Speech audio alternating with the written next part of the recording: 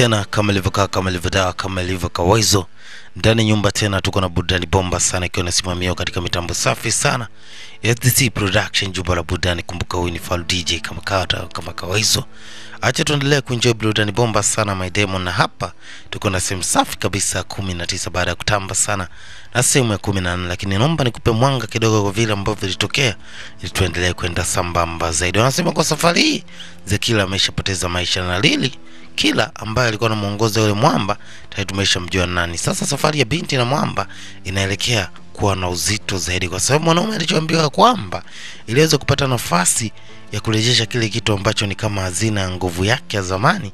Anachotakiwa afanye ni kitu kimoja tu cha kuhakikisha ya kwamba maisha ya binti yanaweza kupotea. Ni binti ambapo atafanikisha kuweza kupoteza maisha, tutakuwa nafasi ya mkali wa kufahamika kwa jina Guoni kuweza kurejesha ile nguvu yake ya asili. Na maneno yalikuwa yanatoka kwa mama ambaye ni mkubwa sana, na yeye ndo alimpatiaga nguvu bwana mdogo kufahamika kwa jina la Guoni.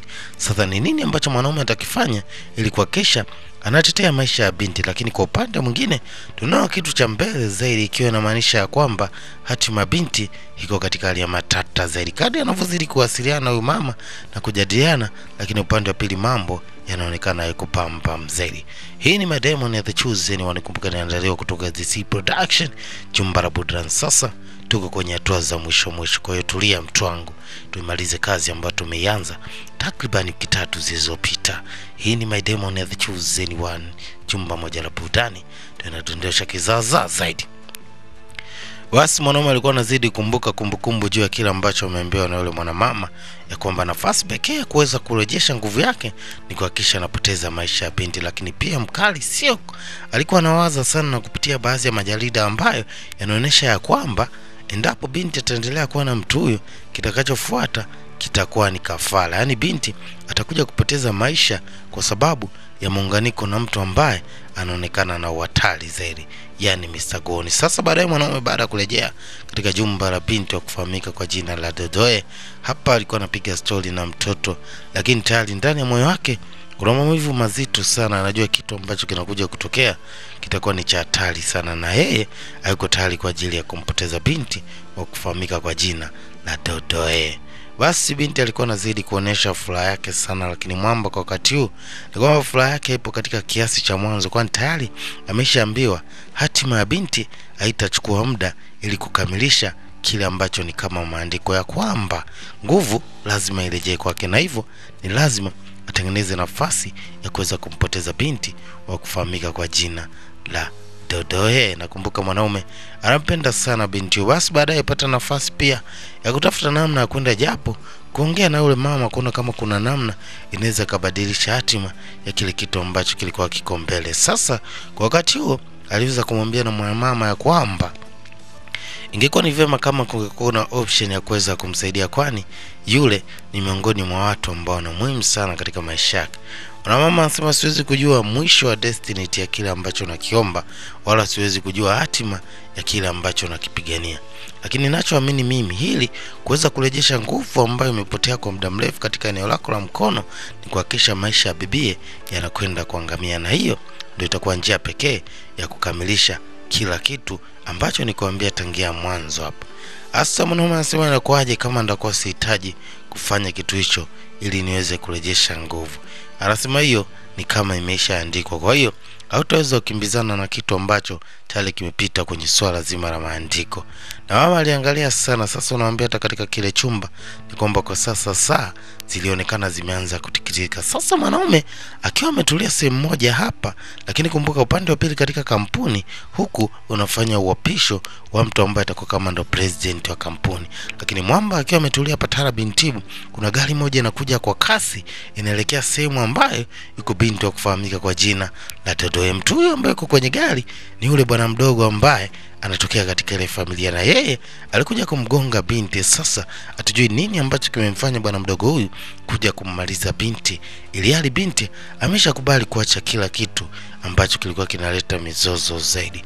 Hii itakwenda kutupa mwongozo kwa nini bwana mdogo huyu amefanya kitendo cha katili zaidi. Na upande wa pili mwamba anakabidhiwa sasa Milai Group kuendelea kuilani, lakini sasa kilikuwa ni kisanga na mwana, kwani mwanaume aliona kwa sasa hataweza kumwacha binti aweze kuangamia katika ile supermarket ambayo ilikuwa inawaka moto sana. Unajua mapenzi yana nguvu sana. Sasa mwanaume kufahamika kwa jina Aguoni alichoamini kitu sahihi ni kuingia na bora aweze kupoteza maisha akiwa na binti wa kufahamika kwa jina la Dodoe. Hii ilimuumiza sana binti wa kufahamika kwa jina la Jim. Lakini Juma na mama anasema hatimaye kila kitu ambacho tulikisubiri kwa wakati wote kimeweza kutimia kadri ya maandiko yalivyopangiliwa.